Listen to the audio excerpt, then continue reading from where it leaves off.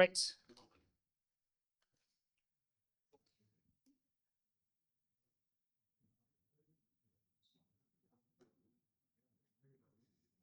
So 2 years ago, I wrote an essay called Futarchy as Trustless Joint Ownership, where I put forward the idea that asset Futarchy gives us shared ownership without a legal system for the first time in human history. But that's just one kind of Futarchy, right? Like a lot of suggestions for Futarchy involve KPIs like GDP, sales revenue, Colin's sleep score one time. That didn't work very well. And it's still, KPI Futarchy is an appealing idea because it applies to the vast universe of things that are not assets. But I think in real life it is pretty bad. And I have had unkind words for it in the past, and I will have more today. I will also say some good things, and I will argue that a lot of the problems with the idea are not necessarily problems with the idea itself, but more with the world around us. So to understand why KPI Futarchy is bad, we have to first understand why asset Futarchy is good. So I've done my best to come up with 4 useful properties that you need for a good decision market. So you need comprehensiveness, you need legitimacy, you need a natural market, and you need oracle resilience. So let's go through those.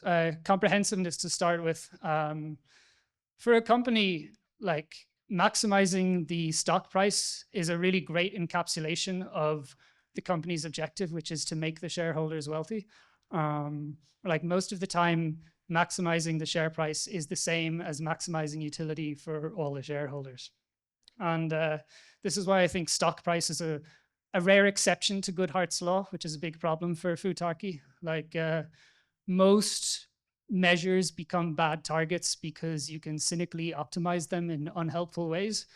It is pretty hard to optimize share price maliciously because it's comprehensive, because it considers all time horizons and risks, and because it's constantly tested by the market.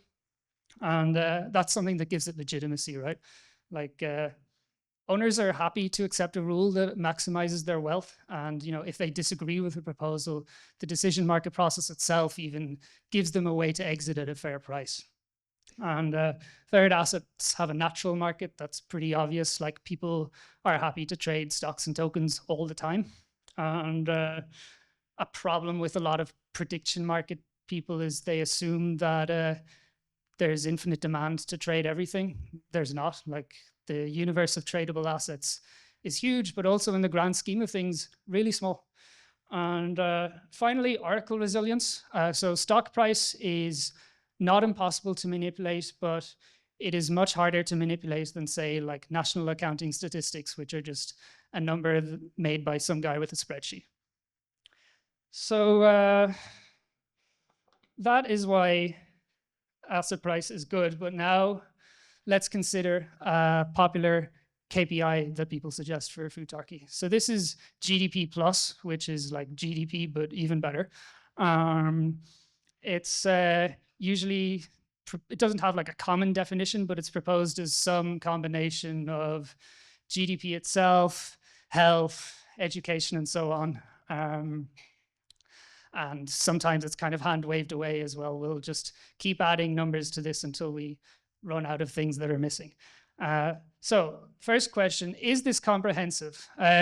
This toy formula is obviously missing a lot of things. Like just think of any problem in society, it's not on the board.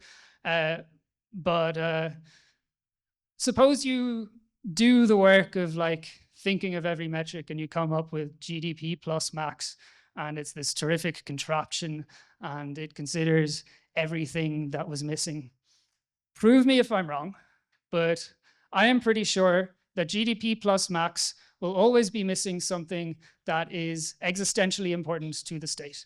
For example, I think it's pretty easy to fall into a trap of, say, coming up with 100 metrics and finding a proposal that looks good on all those metrics, but that proposal actually gives you a 1% chance of civil war every year because it's not something that's well priced in by the market. This is like a problem with KPI, the Futarchy in general. Like it is bad at pricing tail risks. It is bad at weighting all time horizons correctly, because often that's like a manual decision you have to make yourself. Whereas, for asset price, it's something the market does for you.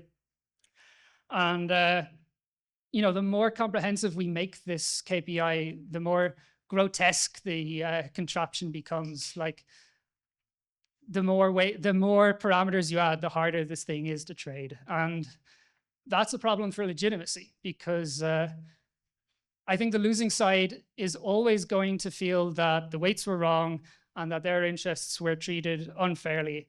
And the odds that people would accept any kind of GDP plus as a sovereign objective function are, in my mind, very slim. And at best, maybe you get some kind of advisory market where the market exists, but the sovereign decides if they'll actually do anything about it. But even then, like GDP plus has no natural market. People are not begging for exposure to this thing. And you can subsidize trading, but for a market important enough to govern an entire country, the amount of liquidity you need is enormous. And subsidizing liquidity is way, way harder than people give it credit for, which is something that people often only find when they try to run a crypto protocol and get a lot of nonsense trading from their subsidized liquidity. Finally, GDP plus is not a resilient oracle. Like national statistics were not designed for settling futures contracts because, in the absence of those contracts, there's not much incentive to bribe the life expectancy guy to fudge the numbers by 2 weeks. So all of the metrics that you want to put into GDP plus to trade on probably need to be hardened or completely reimagined. And that's probably enough of a task in itself that it would never happen. So that was GDP plus. Now let's consider a more asset-based one, which is passport value or passport market cap. So suppose you have a city-state that issues passports that people can trade. This, is more market-based. Like people, you can imagine how you would use these for a decision market. I would note that this is still not what I mean by asset Futarchy, because the asset in question is not a share in the institution being governed. Like a passport is not a share in the state, like a stock is a share in a company. So is it comprehensive? No. Passport value just easily misses a lot of distributional effects, and it's easy to fall into a trap where you optimize for people who don't really care to live in the place but want a second passport, and you end up, as the sovereign, you end up risking that you pass a bunch of policies that are passport good but revolution and getting killed very, very bad. It's also pretty gameable. If you maximize market cap, there's an obvious incentive to just print an absurdly high number of passports. If you just maximize price, the incentive is to print one passport and sell it to the highest bidder. And yeah, those are not the end of the world, but they don't really have much to do with citizen welfare. So I can't see any way that passport price would be accepted as legitimate. I will say that it does better on natural markets and oracle resilience, like passport spot trading would probably work fine. But I think without comprehensiveness and legitimacy, it is a non-starter. So those are common examples of KPI Futarchy and why I think they don't work. But since I'm not actually able to prove to you that KPI Futarchy in general doesn't work, the best I can do is present my two best ideas for where it applies and show why even in those best cases it still doesn't work. So the first example is benching Ronaldo, which is a few days out of date now. So Ronaldo is the alleged star player of the Portuguese football team. He has been described as washed. And it was quite controversial how Portugal played him so much anyway. So you can imagine if Portugal had decision markets based on their implied probability of winning the World Cup from betting markets, that, those markets would tell them don't play Ronaldo and would lead to better decisions. Like, I think that's a pretty good objective. I just suspect that Portugal already knew that Ronaldo was washed, and the problem is that their objective is not quite to maximize the profit.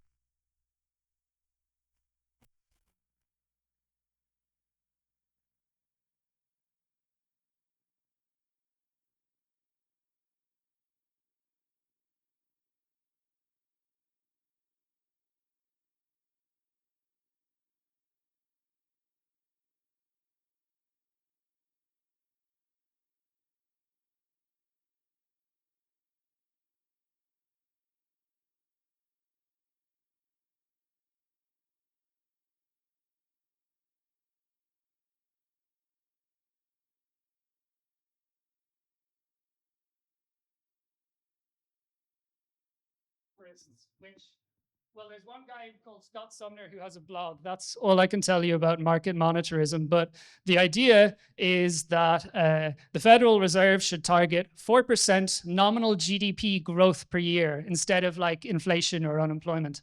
And this is the one number. And their idea is that they would use NGDP futures to guide their decisions. So a natural extension to this is to use decision markets based on NGDP futures. Suppose for each decision that the Federal Reserve is considering, you have a derivative that settles to the amount by which they miss their 4% target. And then you choose the option where the market is telling you that this gives you the lowest expected miss.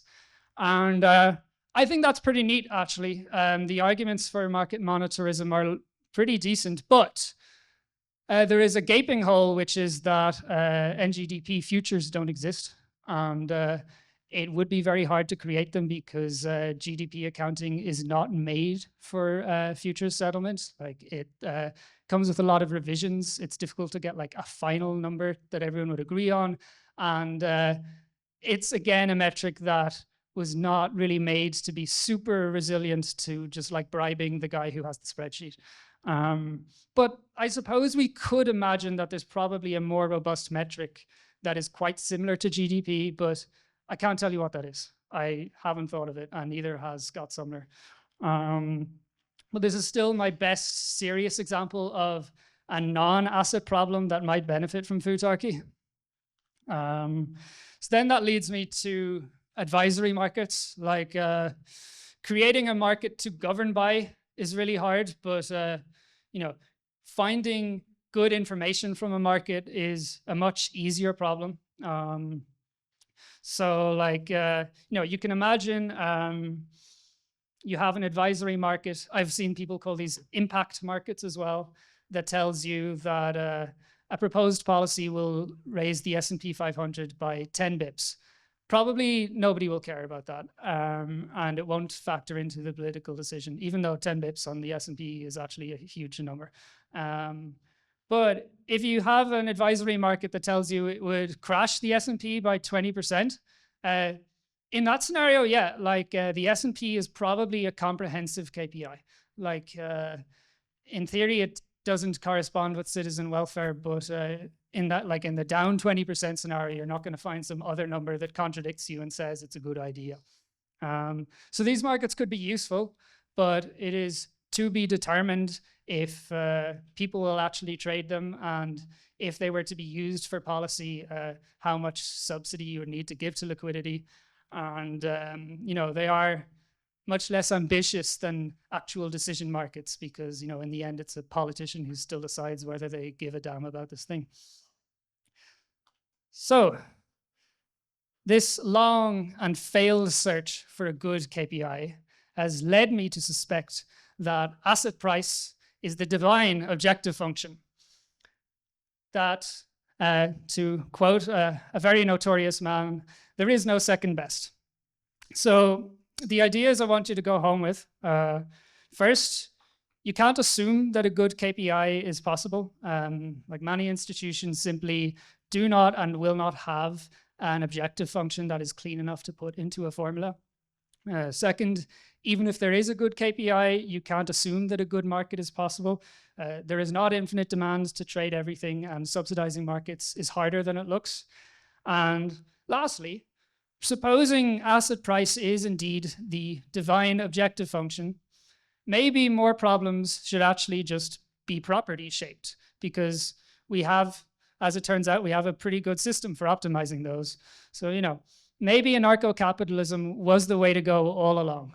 But that is a topic for another talk. And if I have any time for questions, I'll take them. Yeah. First question, when's your next blog post? Second, if Futarchy came up to you and wanted to use Futarchy for the network state, how should he do? Like, should he launch a token that everybody holds? How do you think about Futarchy on like the government state? I think for the network state, just making it a company, or you could make it a MetaDAO thing as well, but something company shaped is probably the right way to do it.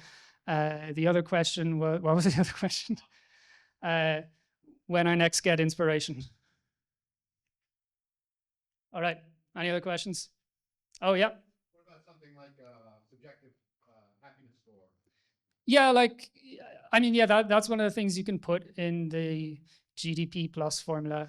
It just has a lot of the same problems, that it's kind of arbitrary how much weight you put on it and whether people trust the number, because it's really hard to measure different people's happiness. And people might also answer that question instrumentally rather than honestly if they feel that it gets them closer to the policies that they want. Yep. What's your social? Oh, on Twitter, I am DJ_D_Sol, which is a name I stole from the former CEO of Goldman Sachs, David Solomon, or maybe he's still the CEO. Anyway, he has a DJ alter ego called DJ D Sol, and I found that hilarious. So it actually has nothing to do with Solana at all. Just a wild coincidence. All right. Thank you.